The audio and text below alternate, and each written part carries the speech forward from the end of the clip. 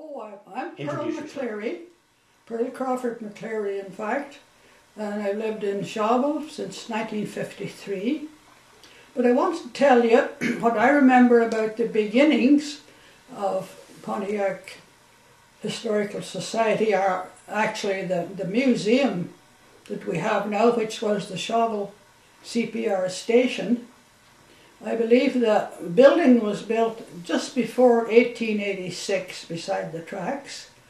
It was built, I would say, at the top of Victoria Avenue, and several years later it was moved a few yards west, which would be more like close to Centre Street. Don't know why, but it was the station and the station master's residence. Mr. Wright, I believe, was the first station master. He also looked after Wyman. And the only station master I remember well, it was Charlie Tucker. I think he was station master for quite a long while. And then somewhere around, I've forgotten the date, but whenever the railway decided to close it, the station was sitting there. It had been renewed or changed. The upstairs used to be the residence of the station master, and it was changed to just be a station, and the station master had a house just about next door. So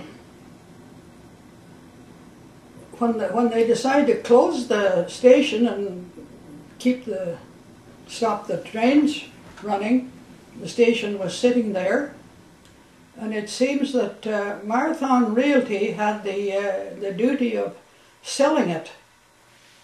So it was actually being torn down. Some wrecker, I've forgotten his name, was tearing it down, and he had taken all the siding from inside, and the wiring was all gone.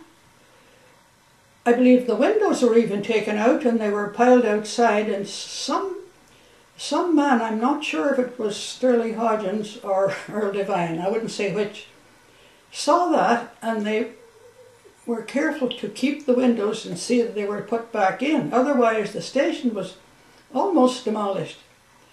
And then just about that time in after 1970, the group that we call Shawville Clarendon Thorne Historical Record were doing interviews for Shawville's centennial, which was 1973, and they thought it would be wonderful to save that building. So they were just about finished their project, and they had, I would say, they had $400 left from the grant that they were using, and they thought they could use that, and they gave it to Shawville Council to help pay for the station building. I have 1972. And then when the word got around, Rotary donated $300 to help buy the building. They donated that money to Council, and then the Shawville Council donated the building to Pontiac Historical Society, which was just new at that time too. First president was Gordon Krause. Yeah, I just said that Marathon Realty owned the building then, and they had decided to tear it down. And of course they owned the land. The Marathon Realty here that was working for the CPR. So and the CPR had decided that they didn't want the building to be there anymore, right? No. That's the yeah. Well, when the Historical Society got it, then we decided what can we do with it, and we asked questions to see if we could leave it there. And Marathon really said yes, you could leave it there, and rent it for I think it said $100 a year, rented by the year anyway. So we were afraid of that. We thought, well, we rent it for $100, and next year we'll fix it up nice, or start to fix it. Next year the rent will go up. So looked around for a place to put it. Some people were very anxious to get another piece of land for it. But we got this offer from the Pontiac Agricultural Society that we could put it in the corner of the grounds where it is now. So that's what was done. And we looked for somebody to build a foundation, and that was Russell Judd. Russell Judd was paid $2,183 to build the foundation. But I must go back for a minute. We put, in fact, Dixon's were a great help. Put a large ad in the Equity and a coupon you could send in money. But it was amazing the people that wanted to save that building. And I have pages and pages in my ledger of donations that were given. And we paid everything through donations to keep the building and to move it. So then we got Drummond Brothers. That was a company across the river somewhere that did moving of large buildings. They were paid $1,950 to move it. Now it was kind of interesting to see that putting a building like that, raising it up, putting it on a large, I don't know what you call it, something to move it. A float. They got it halfway down and they were turning the corner to come down Lake Street, and the thing kind of tilted.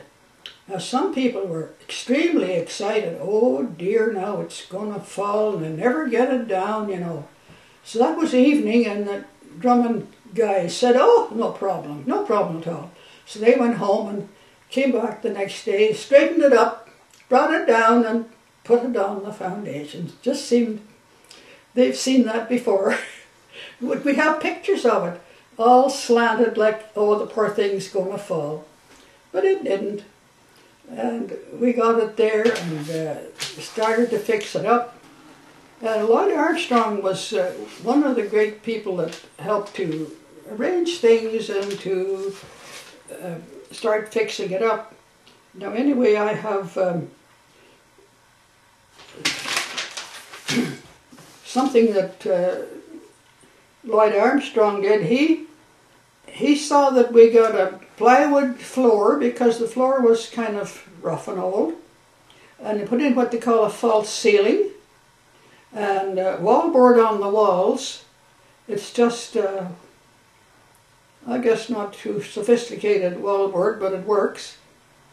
And he gave us that large rack with all the beautiful big pictures on it that everybody loves to see. And Clarence Wilson, he was a great helper. He put up the stairs. The stairs had been taken down long ago when the building was changed from residence to just a station. But anyway, even before it was moved, we were paying taxes to the to Shawville Municipal Council for 2 years, I believe it was. And then we asked insurance agent, should we have insurance on it? He said yes, of course he did.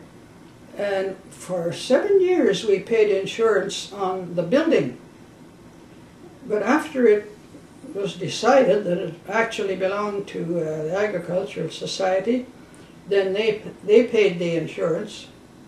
We paid to have the, Historical Society, paid to have the wiring done. There was a big pole, tall pole put up in the yard that cost $100. And Don Hodgins Electric wired the whole inside, made a good job for $648. And so we just continued putting wonderful things on it, fixing it up, and of course now you see the new roof. First when it came there it needed a roof, so we got donations, enough to make a roof. A couple of years ago we got more donations. So the community has been wonderful to help with that. That's the only way we have of getting things done. And I'm sure Robert Wills knows all about the new roof.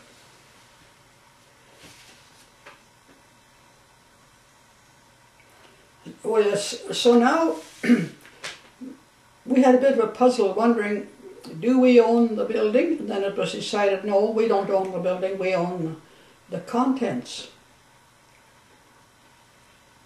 And that's the way it is now. But we still put additions, or not additions, but improvements on the building, and we're still going to do that. But anything at all to make it more interesting to the public, try to have it open oftener.